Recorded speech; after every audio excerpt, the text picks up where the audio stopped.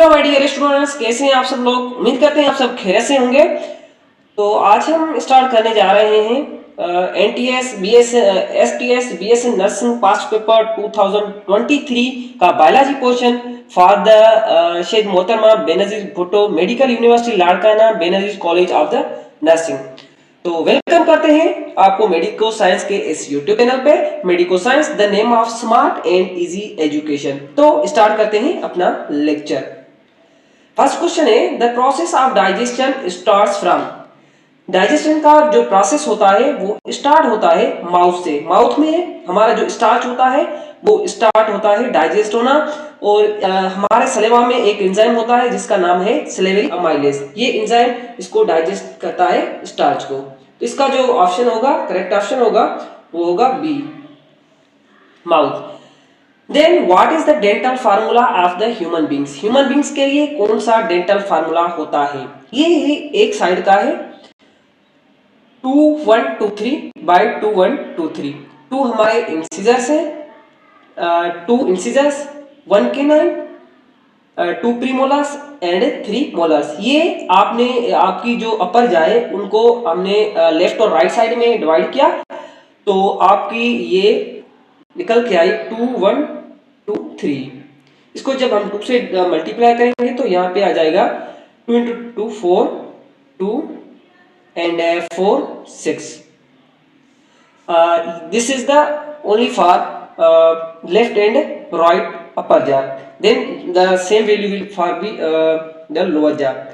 Then we calculate, it will come out 32 teeth. तो उसका जो करेक्ट ऑप्शन है वो है 2 1 2 3। 2 होते हैं इंसिजर्स, 1 होता है केनाइन, 2 होते हैं प्रीमोलर और 3 होते हैं मोलर। तो ये जो होते हैं ये लेफ्ट साइड, वो भी अपर जा का, ठीक है। उसके बाद है question number 3, which one serve as a passage for both food and air. ये तो कॉमन क्वेश्चन आता रहता है। तो इसके लिए जो करेक्ट ऑप्शन होगा वो फेरिंग्स होगा, क्योंकि फेरिंग्स के लिए फेरिंग्स से वो पैसेज होता है जहां से फूड और एयर दोनों ट्रांसपोर्ट करते हैं।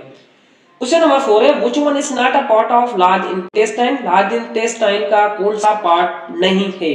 Rectum, caecum, ileum and colon. Ileum is the part of small intestine. Correct option C. Question number 5 what is the composition of bile.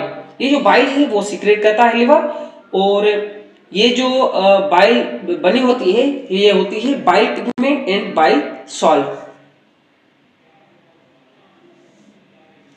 उसके बाद है question number 6, succus entericus is secreted by. ये कौन से secrete करते हैं। ये करते हैं crypts of Lieberkuhn. Lieberkuhn. Question number 7 की तरफ मूव करते हैं। Major site of absorption of nutrients in the human beings. Most जो न्यूट्रिएंट्स हैं वो कहाँ पे एब्जॉर्ब होते हैं ह्यूमन बींग्स में। तो ये होते हैं small intestine. Small intestine is the site of the major absorption of the nutrients in human beings. Question number 8 है which is not a disorder of the digestive system. कौन सा डाइजेस्टिव सिस्टम का disorder नहीं है। Jaundice, diarrhoea, emphysema, constipation. Emphysema is the disorder of our respiratory system. तो correct option is C. Question number 9 है abnormal frequent movement of the bowel and increase liquidity of the faeces is called. It's most common and it's called is diarrhoea. Simple D option. Diarrhoea में जो हमारा faeces होता है वो highly liquidy हो जाता है और फ्रीक्वेंटली ये बाउल मूवमेंट फील होती है। वो कहते हैं क्वेश्चन नंबर 10 की तरफ, larynx is present in between. Larynx को हम वॉइस बॉक्स भी कहते हैं, और बर्ड्स की केस में लेरेंक्स को हम कहते हैं सेरेंक्स, SYRINX, सेरेंक्स। तो सेरेंक्स लेरेंक्स प्रेजेंट होता है किसके बीच में। एपिग्लोटिस एंड ग्लोटिस के बीच में, ट्रेकिया एंड ब्रोंकियल के बीच में, एपिग्लोटिस एंड ट्रेकिया के बीच में, या ब्रोंकस एंड ट्रेकिया। ये जो है हमारा एक ट्रेकिया है, और यहाँ पे होता है ये हमारा यहाँ पे है लेरेंक्स, और यहाँ पे होता है एपिग्लोटिस। तो ये किसके बीच हुआ? Epiglottis and trachea. Question number 11, friction on the lung surface is reduced by, जो लंग सरफेस में फ्रिक्शन होती है वो किसकी मदद से रिड्यूस की जाती है? आपको पता है कि ये हमारा लंग है, ये हमारा एक लंग हो गया। तो ये हमारे जो लंग्स होते हैं ये कवर्ड होते हैं दो मेम्ब्रेन्स की मदद से। एक ये मेम्ब्रेन हो गई इनर साइड और ये होगी आउटर साइड। ये इनमें इनके अंदर जो ये फ्लूइड भरा होता है इनको हम कहते हैं प्लूरल फ्लूइड। एक को कहते हैं पैराइटल प्लूरा, एक को कहते हैं विसरल। पैराइटल आउटर साइड होता है और विसरल जो है इनर साइड होता है। ये जो है प्लूरल फ्लूइड होता है। तो प्लूरल वर्ड जो होता है वो कॉमनली यूज होता है लंग्स के लिए। तो इसका जो करेक्ट ऑप्शन होगा वो होगा डबल लेयर प्लूरा। उसके बाद है question number 12, inspiration is initiated by extension of diaphragm, contraction of diaphragm, extension of lungs या कॉन्ट्रैक्शन ऑफ लंग्स। तो ये स्टार्ट होता है कॉन्ट्रैक्शन ऑफ डायफ्राम। जब हमारा जो डायफ्राम होता है वो कॉन्ट्रैक्ट करता है तो वो फ्लैटेंड हो जाता है। नॉर्मली जो हमारा डायफ्राम होता है वो ऐसे होता है डोम शेप्ड। जब हम सांस लेते हैं, इंस्पायरेशन करते हैं, तो ये जो है कॉन्ट्रैक्टेड होता है और ये इस तरह बन जाता है, ये इस तरह फ्लैटेंड हो जाता है। ठीक है, तो मूव करते हैं क्वेश्चन नंबर 13 की तरफ। क्वेश्चन नंबर 13 है, during expiration diaphragm becomes, expiration के टाइम डायफ्राम की जो शेप होती है वो क्या बन जाती है? नॉर्मल, फ्लैटेंड, डोम शेप्ड या ऑब्लिक। जब हम एक्सपायर करते हैं तो हमारा जो डायफ्राम होता है वो बन जाता है डोम शेप्ड। किसे बन जाता है? Dome shaped.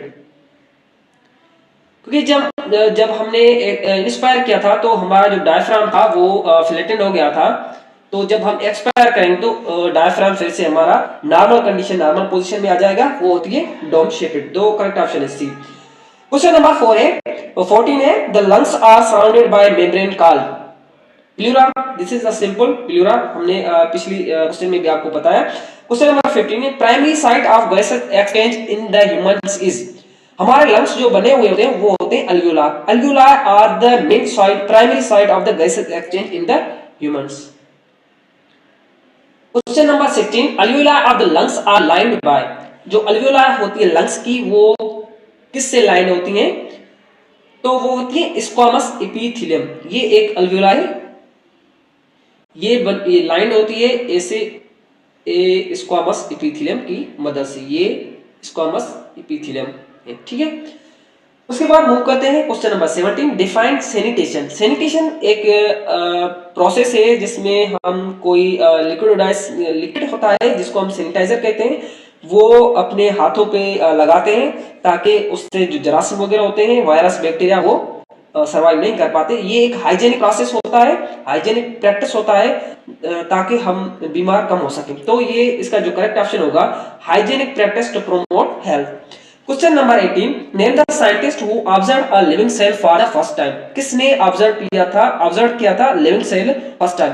तो मोस्टली बच्चों को ये कंफ्यूजन होती है, वो ये सोचते हैं कि रॉबर्ट हुक ने।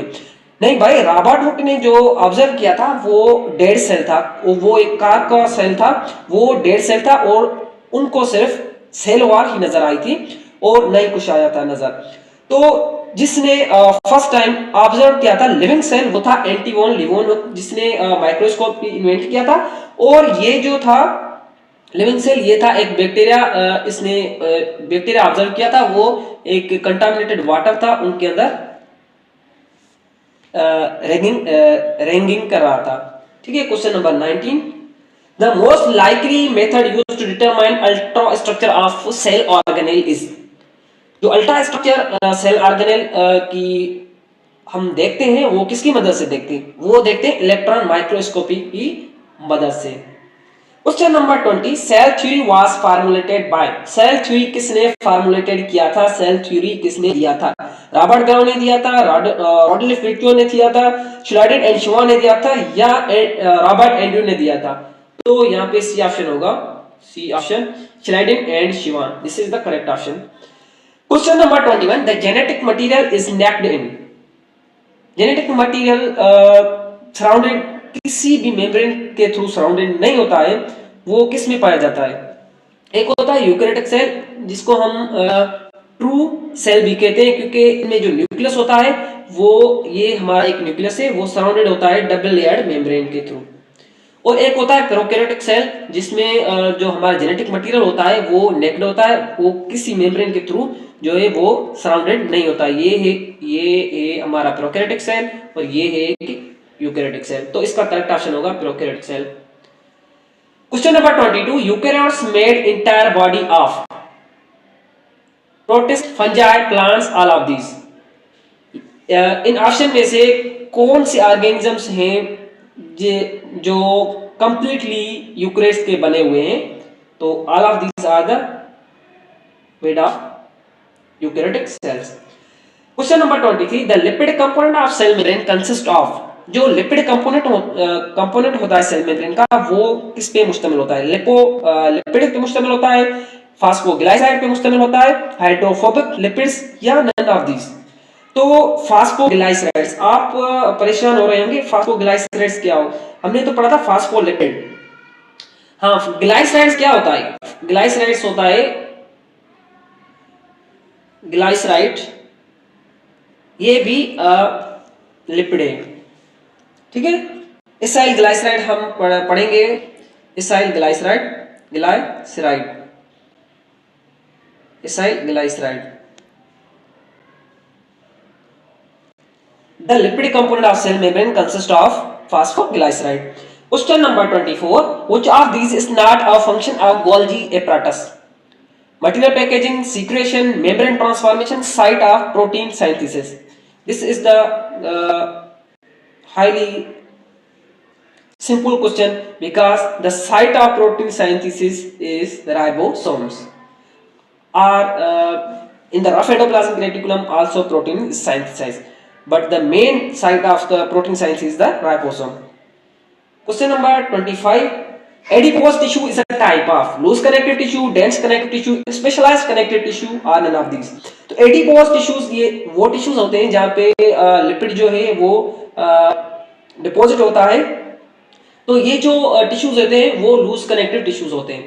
Tendon helps in connecting muscle to bones, bone to bone, bone to cartilage, cartilage to muscle. ये एक डिफिकल्ट होता है मेमोराइज करना कि टेंडन किसको कनेक्ट करता है और लिगामेंट किसको कनेक्ट करता है। मैं आपको एक शॉर्टकट बताता हूँ। लिगामेंट आपको एक लार्ज स्पेलिंग नजर आ रही है, तो ये बोन टू बोन कनेक्ट करता है। बोन एक शार्ट है, तो अपोजिट आपने बोन टू बोन को कनेक्ट करता है।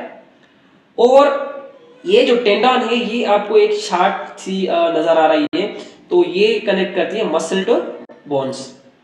तो आपने इस तरीके से थोड़ा ट्रिकी वैसे आपने याद करना है, क्योंकि ये थोड़ा कंफ्यूजेबल टर्म से ये दोनों, ठीक है। तो इसका करेक्ट ऑप्शन होगा muscle to bones. Question number 27, matrix secreting cells of cartilage are known as. The cells for the cartilage are chondrocytes which secrete the matrix. Cartilage को हम कार्टिलेज के लिए जो सेल्स का टर्म यूज करते हैं वो होते हैं कॉन्ड्रोसाइट्स, और बोन्स के लिए होते हैं osteocytes, bones. Question number 28, which of the following is transparent tissue? इनमें से कौन सा ट्रांसपेरेंट टिश्यू है? ट्रांसपेरेंट किसको कहते हैं? ट्रांसपेरेंट उन टिश्यूज को कहते हैं जब उनके जरिए देखा जाए तो नजर यहां से उनसे क्रॉस कर जाए, ठीक है। तो ये एक ट्रांसपेरेंट टिश्यू है जिसके थ्रू हम देख सकते हैं, तो उनको हम कहते हैं ट्रांसपेरेंट टिश्यू। तो हेलाइन कार्टिलेज जो है वो एक ट्रांसपेरेंट टिश्यू होता है। Question number 29, bone marrow of the long bones are sites of production of WBC, production of RBCs, production of blood, production breakdown of RBCs। तो बोन मेरो में जो प्रोडक्शन होती है वो ब्लड की प्रोडक्शन होती है। ब्लड में दोनों होते हैं WBCs and RBCs। Question number 30, in human body neuroglia cells occur in. Neuro term use होता है ब्रेन के लिए। Neuroglia cells occur in brain, ठीक है। तो थैंक्स फॉर वॉचिंग।